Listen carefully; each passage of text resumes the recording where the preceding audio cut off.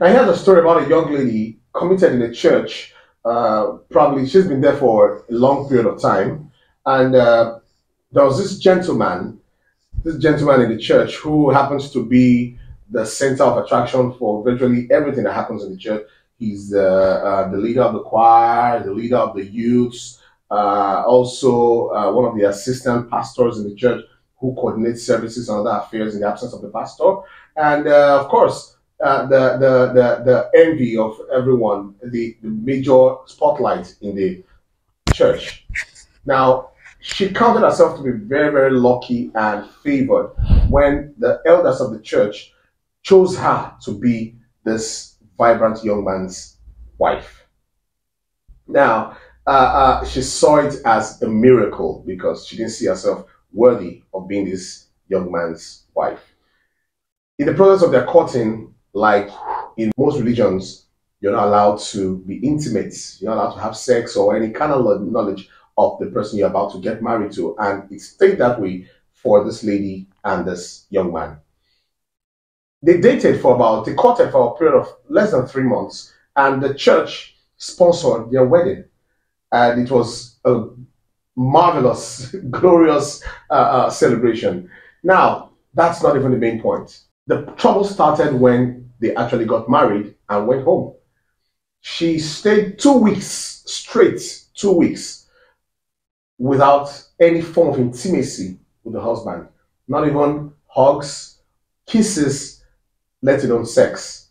She never had any of those experiences for 2 weeks straight.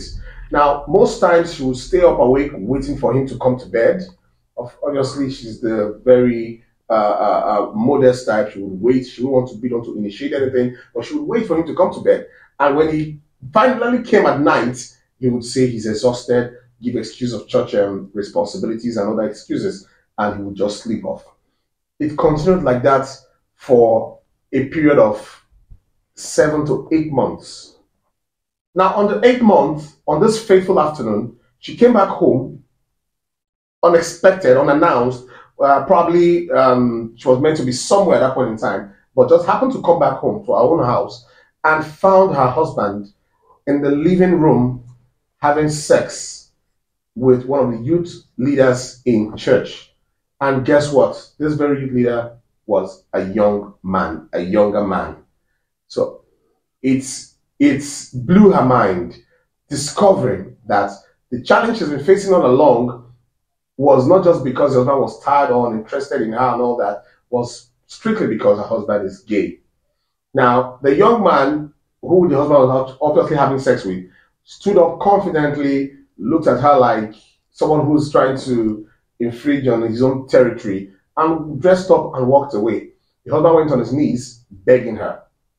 Now, for some time now, the husband has been begging her. Now, mind you, don't forget, this is just 8 months of their marriage. They're still a very young couple.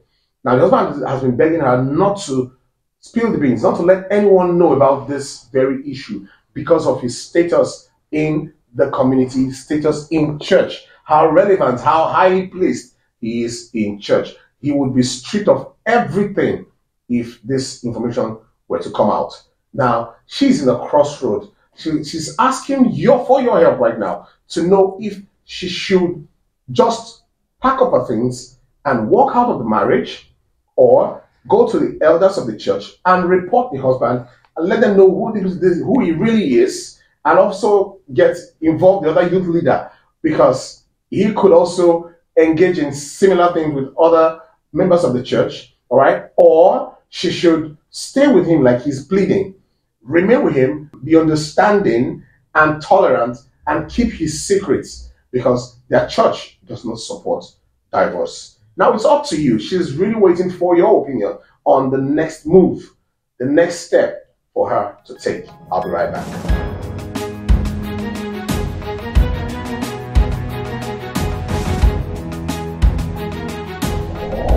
Welcome back. Now, this is Share with Noble, and my name is Valentine Ahoko. Now, you heard me earlier with the story I shared with you guys, and we're still hoping you would send in your input or your advice to this lady. But on set with me right here in the studios, I have Gray Amona. You're welcome, sir. Great to have. And I have Augustino Milo. You're welcome, sir. Thank you very much. All right, so I believe we heard a story. Yes. Let me start with you, Mona. What's your take with your level of experience with what this lady is going through right now? What do you think she should do? Well, it's needless to to try to go the historically speaking the length of the gay problem, but that's basically confrontation with the problem of gay practices, which is gradually overrunning global society. It started in the West. It's now it has nearly completely infiltrated indigenous society. It's just a pity. When we talk about the gay problem, it simply means that the indigenous society is gradually caving in. So coming to the solution, she is straight away confronted with a very heady problem. She not even use that expression, heady, H-E-A-D-Y. That means a heady problem is someone that is in something that is stuck to a causative agent, and so it's difficult to erase. And what's a causative agent? Gay is associational, it is political, it is institutional. So there are two ways out, short term and long term. But the long term is a final decider, and which to me any pragmatically minded person will quickly embrace. What's the short term? He should report to the church. VAR, the church is where we run to when we have problems. But it's just a pity that it's not only materialism that is overrunning the church. What last Morrow of Time magazine called the counterculture. The counterculture is overrunning the church too, because it is outlandish to hear of the church being subject to the virus of gay practices. So she should report to the church about the dilemma she's confronted with. But I dare say reporting to the church will not solve the problem, because the church might address the issue in an academic way. This is a practical social problem with a cultural side to it. And that is, it is neck deep in society, the social fabric.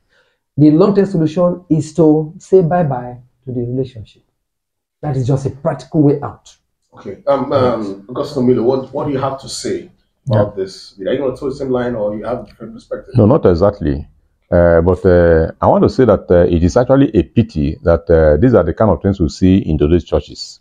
That is, you are seeing through the eyes of other persons.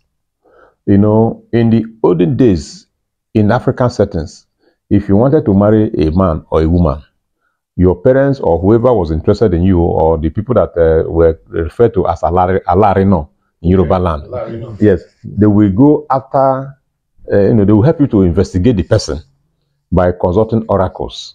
And the oracle will now let you know whether the person is the right person for you or not, before you go ahead to say, I agree. Okay. Now, but in our own case now, we are Christians.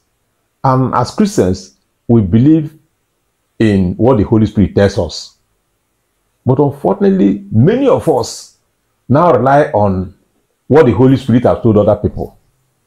What do I mean by that? If the man, when he was coming, and well, as big as he was in the church, and maybe the Holy Spirit ministered to him to marry you as a girl, as a child, as a woman, yes, it's okay. Let me take off time to actually see whether the Holy Spirit will also speak to me, because the Holy Spirit will not be speaking to the man without also speaking to the woman. Now, at the end of the day, if the Holy Spirit spoke to the man, he will confirm it with the woman. And if he doesn't, the woman can say, no, I don't want, for several or some of the reasons, which may be bordering on all these things now that have been discovered. Yeah. Now, but because the woman did not listen to herself and the Holy Spirit, she now went into the marriage because the man has all the paraphernalia of being a very good Christian, an influential person, a perfect man, and all that. And again, maybe the man has money. And the pastor, yes, everybody. So that, as matters of getting married to a very influential person in the church now, got her carried away. For 8 months. It is abnormal. For 8 months, you got married. I can't imagine, okay, when I got married, for example, I'm married for a very long time now. Yes. I got married for like, even the day we got married, and then you say I should wait. No, I don't want to pretend to you that I got married to you now, and we got wedded, and everything was done, and you now pack your loads from your parents' house to my own house this night, and you say I should wait. Well, I may wait too, but for 8 months, it was too much. So the lady was not pragmatic enough to discover that something was wrong. Now, having discovered that, as far as I'm concerned, yes, she doesn't have to really walk out of the marriage. Okay. She can confront the man. Yes, you know you are a leader in the church. I'm also a leader, though your own leadership is higher than me. But I think what we are doing is actually wrong. I tell you one thing, you know, you're speaking to the husband now. Yeah. Yes, in the Bible, you know, we're told that we should go into the world and multiply. It's an injunction. It's not something that we have to do, you know, if we like. Yeah. And therefore, if you are a gay, now you said I should not let people know. If you are a gay, yes, I don't want to let anybody know. But how do we multiply? Yeah. So please let us do something about it. You can't say you were like this before. I know you were. There was a time you were not like this. So you can return to that level. But the only way I think you should return to that level is by actually consulting people who know better than us. Because me now, I'm just a Christian lower than you. Maybe we should consult some counselors who may be medical doctors or maybe church counselors and all that. How do you see it? If the man actually recognizes that there's a problem he has found himself now, he will agree to that. And if he doesn't and says, no, there's no need to find out, let me remain a gay and you remain a woman without having whatever it is to be a wife or, you know, a mother, then the woman should begin to read the handwriting on the wall. And that is where I will now begin to agree with Gray, that she can look at the option of leaving the marriage. But again, with kind of a style that will not injure her faith in Christendom. And that, what is that? You must also let your pastors know that this is what the position is. You have confronted your husband with this so and so, and now this is where he is. So let the pastors intervene, first of all, before you now, if you think of walking away from the marriage. So, Ramona, are you in support of the fact that it is a treatable condition when where she has found herself now with the husband, that the husband is fixable? Do you think he's redeemable to come out of that situation to help their marriage? Because from what Gostomilo is saying right now, once he's treated, he can find her attractive and appealing enough to engage with her and have siblings and have seed, of course. Mm. So now, it's the goal meant to just be having children in marriage, knowing fully well that he's the way he is, or you think it's something that can be completely reversed? Okay. One datum is singular, data is plural, is it not? Yeah. Okay. Datum that has not been given to us, you know, on this talk shop is how long the man has been, you know, involved in the practice of the abnormal. That is a significant missing link. Okay. So for us to adduce a solution, if you adduce a solution to a problem that has a psychosocial, you know, dimension, you know, it's like a functioning in the abstract. We don't know how long, you know, people that use marijuana, they use one verb phrase, stoned. How long he has been stoned, yeah. in the use of, you know, cannabis or Indian hemp. So we don't know how long Mr. Pastor has been stoned, you know, in the practice of the abnormal. And Val, sexually abnormal behavior is a big mountain to climb for someone who is actually coming out of it. So, you know, like Comrade idea, sit the man down, you know, honey or whatever, you know, how do we solve this problem? Yes, those things are preliminaries, but there are data that are missing. We are not told how long the man has been involved in the practice of, you know, homosexuality. We're sure she's also not aware. Just knew that. She's just finding out. Exactly. So when we say it is treatable, a doctor will say a disease is treatable subject to the medical history of the subject or patient. Okay. Or the social history of the patient. So if you say disease is treatable and you don't know the physiology of the disease, we are not informed on the physiology of the gay practice. It functions abnormally. Satan is fighting, you know, a titanic battle to reverse the good work of God. And he's failing. Because I would say why he's failing, those that are hooked are those that decided to be hooked. Otherwise, you have God give you free will to steer the right path. our pastor friend has not steered the right path. It's a pity, I feel, it's a pathetic condition that the woman is involved. Wow. So if we say treatable, whether being the problem is treatable and as such, pointing to a solution, we are still working the abstract. God don't know how the thing has actually functioned. Okay. That's why I say at the end of the day, the woman may meet a brick wall, and the solution is to, because let me tell you, abnormal behavior affecting males is usually stronger to deal with than abnormal sexual behavior affecting females. Okay. Yes. The gay problem is a hard nut to crack because it involves institutionalization. If you have 10 cases, say 10 cases of gay practice, 8 are beyond redemption. Okay. It's bad news, but that's the truth. Realism is not pessimism. Realism is saying it's raining and it's raining. You don't say it's not raining and say the sun is shining. No. Idealism does not work. This matter. Yeah. Gay cases, out of 10, 8 are untreatable because they are stoned. We have a case of, hypothetical anyway, a former BBN, top notcher who was reported to be gay. Till today, he's not married. And we had a case of that top notcher having a female friend. A female friend, they were living in Victoria Island. The female friend walked to her friend, feeling that let's have a good time today. She was shocked beyond measure to see the top notcher, the BBN top notcher, locked in an embrace, locked in a romantic, session with a fellow man. And the female took to her heels, ran down she didn't know where she ran down the stairs. It's like, Victoria Island, a skyscraper kind of design. She ran for her dear life. So the gay problem. Okay, so very quick one, Augustino. Now, do you think that marriage should be all about procreation?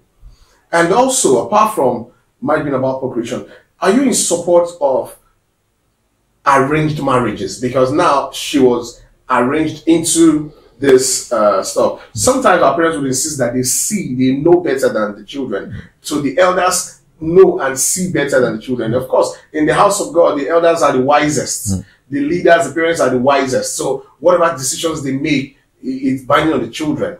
Now these are two questions. And finally, just backstage, we had some heated arguments with some of the crew members where we had an argument where someone said it's the Christianity or religion that is hindering people from testing the waters before they get married. That if she had tested the waters, she would have known the man's condition. Because if she had tested the waters and seen his condition, she would have gone through with it, with the marriage, whether the elders supported her or not. So those are 3 very quick questions. I don't know if you can run through them quickly. She didn't need to test the waters. Because she didn't need to test the waters. She didn't need to. As a Christian, yes. Okay. Yes, because something in her would have told her some truths that she'll be working on. Okay. Yes. Now that is 1. Then 2, yes, parents may be influencing or church may be influencing somebody to get married to somebody. Even as they are trying to do that, the spirit will also be influencing you to say no. That is, if you are a Christian. Okay. And if you are not a Christian and you are an African person, the traditional oracle will also be telling you not to do, and you'll understand that. Now, asking the question of whether the idea behind marriage is solely for procreation and all that, no, it's not. You can decide to be married without actually hoping to get a child. Okay. That is okay. But that is not to say that as a man, as a woman, you deprive yourself of sex. Otherwise, you'll be saying that God made a mistake by creating sex or whatever it is that, makes sex available or practicable. Okay. Now, if you now come from that point of reasoning, you will discover that, yes, if you are married and you have to involve yourself in sex or sexual activities, not necessarily for children, for pleasure, because it helps, like I've said before, in maybe another fora, that, sex is a kind of a compensation that a man receives from a woman or wife as a result of whatever it is that, he has done to impress the woman. So now, if a woman is so impressed with what you have done, and you come back from work, and she embraces you, and somehow before you even turn on your jacket or something, she drags you to the bed, and you are saying, I'm tired. Okay, she may excuse you. Then in the night, middle of the night, if she wakes you up again, you say you are tired. Early in the morning, she drags you again, you say you are tired. You are not fair, because marriage is about relationship. Okay. Having said that, you see, if I look at how we, the humans, conduct ourselves, I say, but if God was to be physically present in our lives, He will be telling us, I regretted making you. Because you see, when you see a goat trying to mate, it is timing. I mean, it's not every time. When the time comes for the female goat to make children or to procreate or to that is when she'll be attracted to the male. To the male. And you see the male. But outside that, you don't see them. So they don't misbehave and they don't mismanage the issue of sex. But in the case of men, yes, even if we don't want to mismanage the opportunity, but at least minimally, we should be able to show that yes, this thing was given to us for us to actually enjoy, if not for procreation, to cement our relationship. Well, thank you very much, Augustine Milo and Graham Ona. You've done justice to this issue. And it's up to you now to drop your comments and give your own advice from probably experiences around you or your own experience on how best she could deal with this issue. So we're waiting for your comments, and of course, she'll also be reading through to get the best advice she could act upon. From us here at Sherwood Noble, I want to say thank you. Please do like, share, drop your comments, and don't forget to subscribe. Thank you.